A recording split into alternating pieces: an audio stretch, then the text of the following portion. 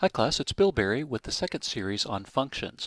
Since this is beginning class, we're taking this a bit slowly when it comes to functions, and we spent one video talking about a very gentle introduction to how they work and some analogies, the lazy professor analogy, and then we used functions as building blocks. We wrote them and used them from a quote main program from code that's not part of the function, and then we also looked at using functions to build other functions out of, so they can be building blocks both from other code and from other functions. So that was a start, and now we're going to continue the discussion and understand a more full version of what functions can do. So in this video series, we're going to talk about passing data to functions, and this is an example from our analogy. For instance, when the professor wanted to get the snacks, he had to give Susie some money, right? In order to initiate the snack process, there was this hand that was waiting. Susie's hand was sitting there waiting for some stuff to be passed in, the money in this case, before she started the work. So that's passing data to a function. We're also going to talk about an example and look at how it works for returning data from a function. So in our lazy professor example, one of the students was bringing back some markers, right, from the professor's office. So sometimes there's data that comes back from a function. So we need to learn how to work with these things.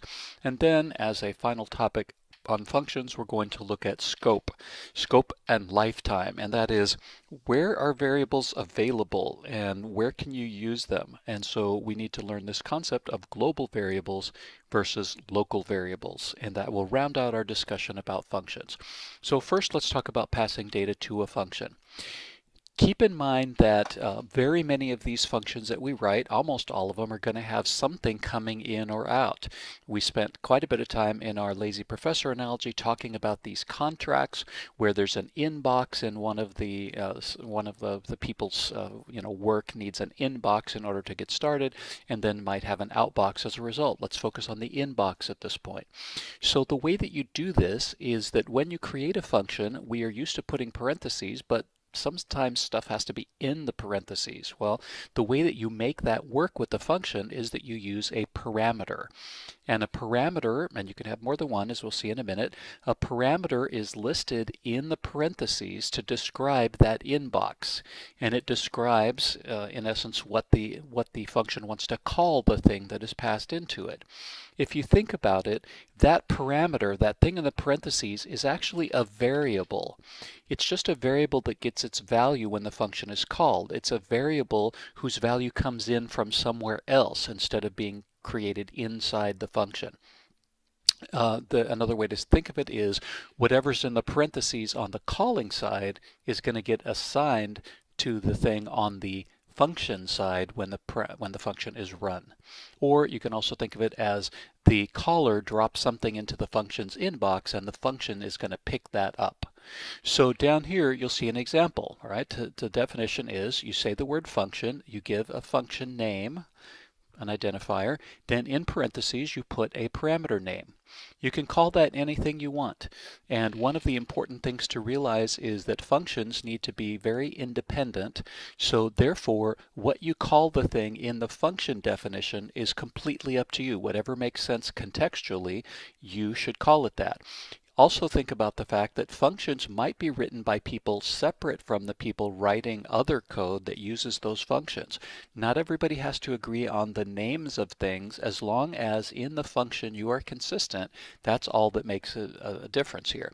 The example that I'd say is you say dinero, I say money, and if Susie's going to go and get the snacks, I can say here's the dinero, and Susie says great, thanks for the money, right? So we can say it a slightly different way. It doesn't make any difference because the function is independent. So the calling side, when you go to call this function, I called it foo here, sorry, I really should call it the same thing here. So when you call the function, you call it with something inside the parentheses. And that thing in the parentheses is going to magically be transported or put into the inbox of the function on which side it's going to be called the parameter. Right, so we'll see some examples and kind of iron that out and make sure it's clear. But a copy of this thing gets put into this thing, and then the function uses that parameter to do its work. So let's look at an example of that.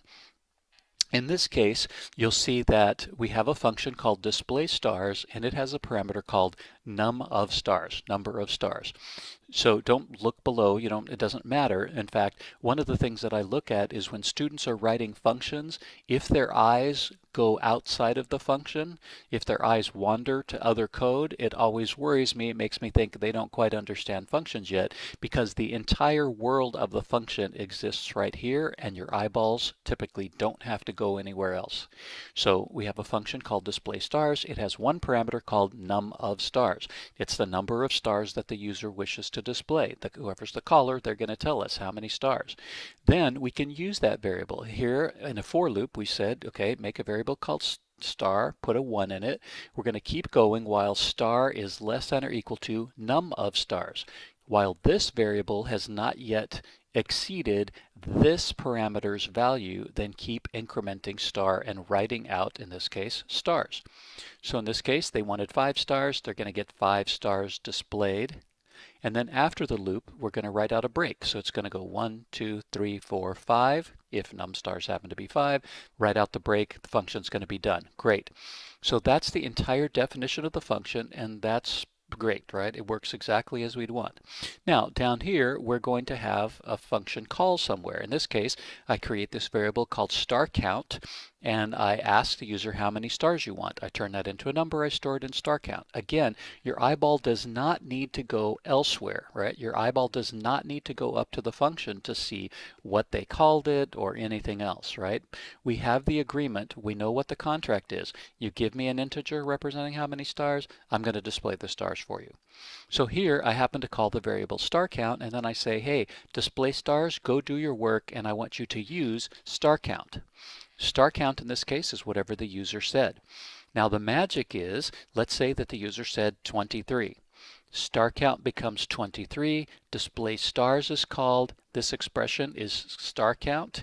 It's going to evaluate that expression and say, oh, star count is 23. I'm going to make a copy of that number, a copy of 23, and I'm going to magically transport it along this path, and it's going to become the value of the variable num of stars. So now at this moment, before this line is run right here, num of stars is 23. And then this code's going to run from 1 to 23, and it's going to write out 23 stars and a break and be done and call back. All right, let's come back from the function.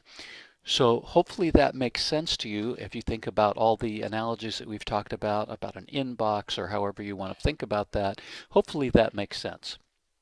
So passing data to a function via a parameter. Now, one other thing to know is that you don't have to be restricted to only one variable here, right? So let's look at an example with 2 variables, right? So in this case, we have a function called print chars, and it has 2 variables. One is how many of those characters do you want, and what character do you want? So the contract says, look, tell me how many things you want, and then tell me the character that you want me to display. And I will display however many you say of that character, and then I'll do the break afterward. So I need to be passed char count and character. Now, when a function has 2 parameters, it means that forever when you call it, you are responsible for passing 2 things. So just like in the previous example, when you call this function, you must pass 1 thing. Don't leave the parentheses empty, right? You need to be able to pass 1 thing in each time. Here, you must pass 2 things in each time. You need how many characters and what character do you want? And you've got to have them in the right order, by the way. Don't put the character first. It's not going to magically resort these things, right? It's going to be a one-for-one correspondence. Got to give me how many first and then what character second. Now, how can we use that? Well, as in the previous example, I'm asking the user how many you want to display, stored in a variable called how many. What character do you want to display? The default is going to be a star, but the user can type in whatever they like, and that can become what char. Then I'm going to call print chars. I'm going to pass how many, whatever the user said. I'm going to pass what char, which contains what character the user wanted. How many, it's going to evaluate this thing and take the result of that, copy it, and put it in a variable in the function called char count. It's going to take what char, make a copy of that, pass it up here, and it's going to pass it into a variable called character. And then the function can use char count right here, it can use the character right here, and everything's great. Notice again, the names don't match and it doesn't make any difference. Functions are independent. They call the things what makes sense on their end. On the calling end, you use what makes sense on your end, and you don't even have to worry. Fulfill the contract. Don't worry about the names in the other places.